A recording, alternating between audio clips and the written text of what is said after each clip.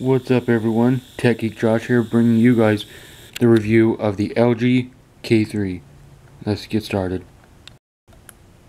The K3 features a 4.5-inch TFT display that has a resolution of 480 by 854 and a pixel density of 218.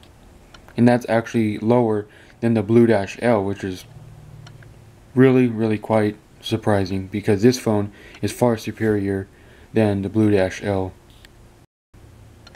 On the rear, the LG K3 features a 5-megapixel autofocus camera that has 720p recording. Camera features include smile and face detection, self-timer, digital zoom, and geotagging, and camera shooting modes include burst mode. And on the front, it features a 0.3 megapixel VGA camera, so it's not good in low light. The K3 runs Android 6.0.1 Marshmallow, which as you can see right here, good old Marshmallow on this little guy, and has a quad-core 1.1 GHz Qualcomm Snapdragon 210 chipset with 1 GB of RAM, a Cortex A7 CPU, and an Adreno 304 GPU. So I have ran a quadrant, and if you guys did not already know, the K3 needs an internet connection to run. Like when I first went into or tried to open Quadrant, it said down here needs an internet connection. But I ran the test and I flicked on the internet but just before it's done. So let's see if it actually works, because this device is known to need internet connection, meaning it needs to be activated. And the K3 here is not activated and probably never will be. Let's see if it works though. If it does, I just found out a bypass for this phone. Nope. You can see down here, turn off network connection to run benchmark app. So sadly no, I cannot bypass that. But let's go ahead and try Geekbench 4, which I downloaded right here. Can't see it because apparently the screen's too bright. Let's go ahead and see if it'll run that app. Well, I tried to open it and it says the same error.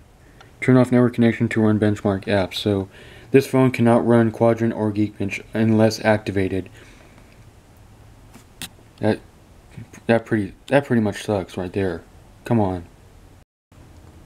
In terms of storage, the K3 has 8 GB of built-in storage with around 3.1 GB available to the user.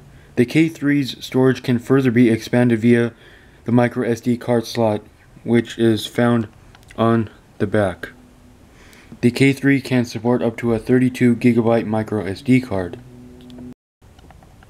Powering the K3 is a decently sized 1940 mAh Li-on battery that has a battery talk time of 14 hours, and I could not find out the standby time.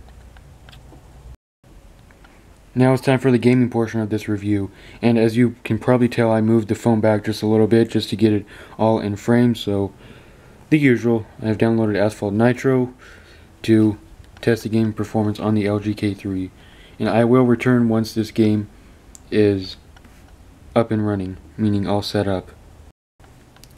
Alright, the game is nearing setup, and that was actually quite fast navigating to the beginning.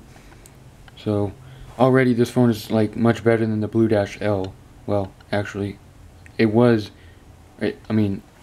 it has been better than the Blue-L. So let's go ahead and wait here. This really shouldn't take too long. And for everyone wondering, is the iPhone 5s review going to happen? Well, to answer that question, definitely, it will. The iPhone 5s review will happen, I just do not know when. But just be expecting that in the coming days. Hopefully I can get to it like sometime around next week, just to let you know. But yeah, since it's my first iOS device on the channel, I need to get as much information on it as possible. Plus, I have not gotten any information on it, so yeah. So let's go. Let's do it.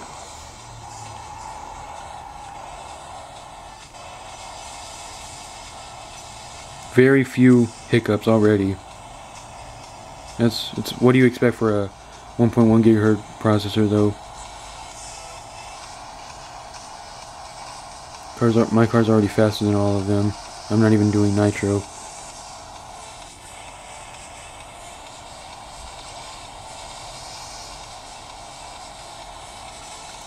Asphalt Nitro on the LG K3 is actually quite respectable, considering what kind of processor it's running.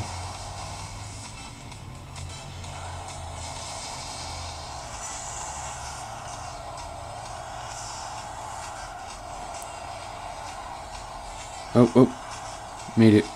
Didn't crash. That guy crashed, but I didn't. Heh. Oh.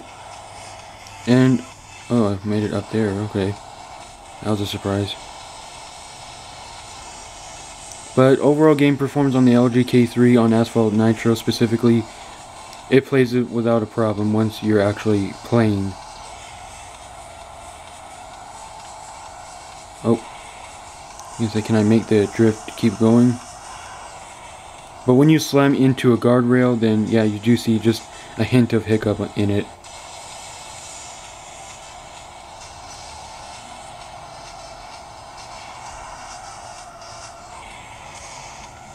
Oh, I'm not driving too good right now. Look at that. It's too many turns.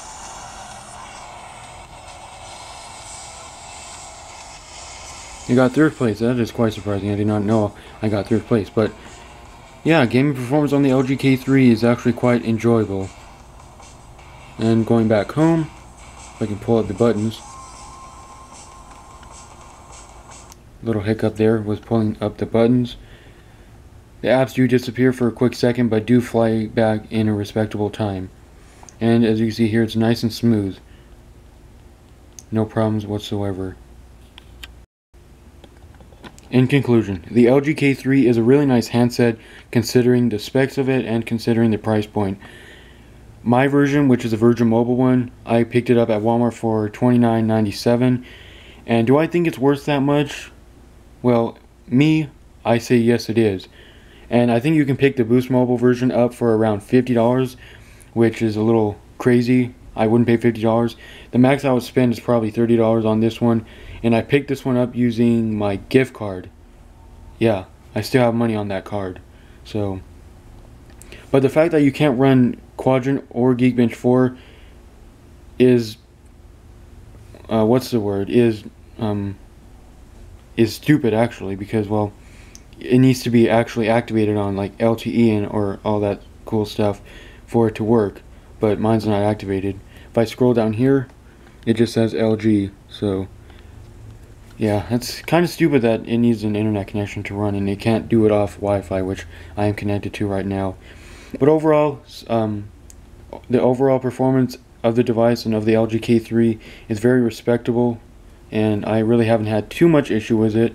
And as you can see here, I do not have an app drawer, and I said in the unboxing that it might have to require a update. But if you want to enable the app drawer, all you have to do is go in settings, go into home screen, select home, and then you can download the home and app drawer.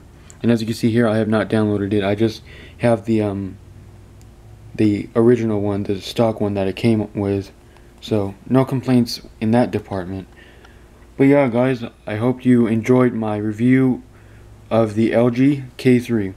I'll see you again in my next video.